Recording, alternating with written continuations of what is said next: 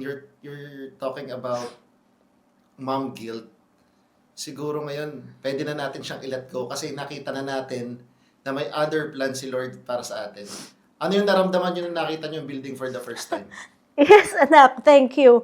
Parang, I want to let go na din talaga nung mom guilt na yon.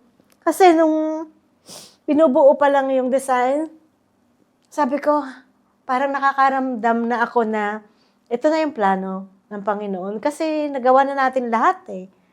Kumuha na tayo ng consultant, may lawyer na tayo, talagang hindi pa rin.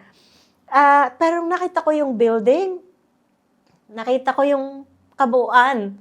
Sabi ko, this is your big plan, after all. Ito yung kapalit na it's so much nicer. It's so much bigger. At sabi ko, di ba anak, ito yung gusto mo. Kasi kung nasa Europe ka, this won't be happening. This will all not come to reality.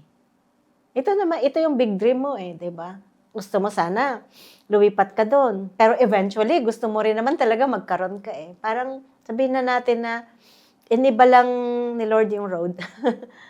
Parang mas shinorten pa nga niya. And again, for that, I am so grateful for this life. I'm so grateful for this life. Na pag naalala ko yung daming sakit, ang daming problema, ang daming challenges na pinagdaanan, pero ito pala. Eventually, ito pala yung reward. At isa pa lang to sa mga reward. I'm sure that God has prepared so many huge presents for me. Dahil I believe that I am a good child of God. Marami ang pagkakamali, but God has forgiven me. And that forgiveness has been evidenced or signified by all the material things, all the good life that not only me are experiencing, but all of us. All of us. My children, my grandchildren, and I know meron kayong lahat na very bright future, and I have no doubt. Dahil meron kayong avenue, meron kayong tools, meron kayong way na to live that better life na kung hindi ko siguro naranasan yung mga sakit, kung hindi ako nagkamali, hindi ito dadating. Kasi syempre, kung ano man ang nangyari in the past, those were all preparation for bigger blessings that God has prepared for me nga. Parang may kinuha siya sa akin maliit, pero pinalitan niya ng mas better, mas malaki na regalo. Ayun. Yun lang. Okay. Meron akong question dito na if you could go back to your 20-year-old self, what would you tell yourself? Pero I know you had me when you were 20. Yeah. Ano pong masasabi niyo dun sa isang young mother, 20 years old, na meron ng isang anak? Ano pong pwede niyong sabihin sa isang 20-year-old Vanji? In this digital world na may 20-year-old Vanji na may anak, you know what? You can be both. Na pwede kang maging mommy at na full-time mom, pwede kang full-time mom at saka career woman or business woman on your own. Dahil iba na ang panahon ngayon. Yan yung panahon ngayon. Pero kung nung panahon na yon, still, I will set aside my career pa rin. And I would still choose to be a full-time mom.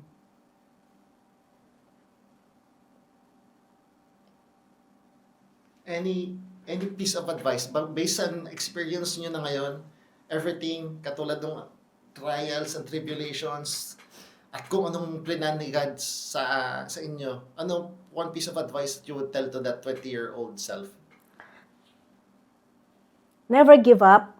That 20-year-old self of me, that 20-year-old Vanji noon na hindi tapos ng pag-aaral, na nagduduyan sa'yo, na nakatingin ako sa mga classmates ko noon, na nag-graduate na sila, pero naiwan ako. Kasi nga, kailangan ko mag-stop ng isang semester. Nung una, sabi ko, nainggit ako, pero nakita ko yung anak ko. Pero nung nakita kita, parang it's worth it na nahihirapan ako ngayon, naiinggit ako ngayon, dire-diretso sila sa karir. But then your time will come. Dahil you chose that, I chose that. So I have to be the best. So, Vanji, 20 years old ka, pinili mo maging mommy, be the best mom. Be the best mom. Yan ang pinili mo. Because this child will eventually go to school, and then you will have your time, and you can go back to your career, and then you will have time to live or fulfill your other dreams. Just be the best. Be the best of what you are, wherever you are in the stage of your life. Follow what you want. Be the best of what you want. It might not be easy, but if you know what you want, know what makes you happy. Either your profession, either kahit anong career ang piliin mo, but if you have to be happy. Kasi if you are happy, you will be successful. Kapag hindi ka kasi happy, laging mas makikita mo yung challenges eh. But if you're happy with what you want, with what you're doing, with what you're doing, you will be successful. That's for sure. Kung masaya ka sa ginagawa mo, hindi mo siya i-consider na work. At saka, yun, be happy, believe in yourself, and also take care of yourself. You have to take care of yourself. Yun yung tatlo. Be happy, do what makes you happy, and you take care of yourself. The reason you're having doubts is because you don't see your improvement. So you just have to keep learning. You cannot just be complacent with what you have. It's growth, anak. Keep growing. Keep growing. And it's okay if you make mistake. Learn from it. Madaling sabihin mo naman, Mommy, every mistake cost me something. Of course, but you also have to learn from it. Ako din naman, I made so many mistakes and it costed me a lot of things. Hindi lang financial, reputation, everything. Marami. You learn from it and you move on. You move on. Sabi nga, kung hindi ka pa satisfied dito sa status mo ngayon, hindi pa yan. You have so much more to learn and you have so much more to give. Apo. Naramdaman nyo na parang doon sa skills nyo or doon sa industry nyo, sa ginagawa nyo, feeling nyo nag-plateau kayo? Parang nag-grow kayo ng bigla, ang dami nyo natutunan, tapos parang naging stagnant yung growth nyo.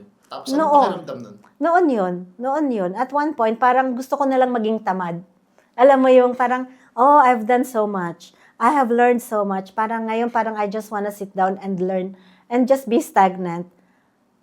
But no, it's not me eh. It's not me. So, yun nga, kung kailang tumanda, saka natutong mag-content creation, dati-dati naman, anak, paki-edit nga. Anak, pakigawa nga. I know, kung napapansin nyo naman ngayon, parang gusto kong, parang I want to continue learning. And it makes me happy. So, yung pag-plateau na sinasabi mo, temporary yun. Pero, kung ikaw talaga ay meron pang gustong ma-achieve, iiwanan mo yung stage na parang complacent ka na, plateau na wala ka nang iniaangat pa. Madali mo iwanan yun eh. Kasi pa meron kang vision pa. At saka, it's fun to learn new things. Para it makes me young actually. Yung sabihin na natin, yung mental capacity ko pa rin, parang nakaka-energize pa rin. Saka ang sarap ng dami mong natututunang bago. Dati nung medyo nasa 30s, 40s pa ako, pag tumingin ako sa 50 years old o 60 years old na magaling sa computer, sabi ko, how come? Bakit sila magaling? Matanda na sila. Naano ko nun. Pero now, na 60 na ako, tapos kita mo naman, bagong app, bagong edit, bagong transition. Alam, yung nakaka-excite. It keeps me young. Para sarap lang ng feeling.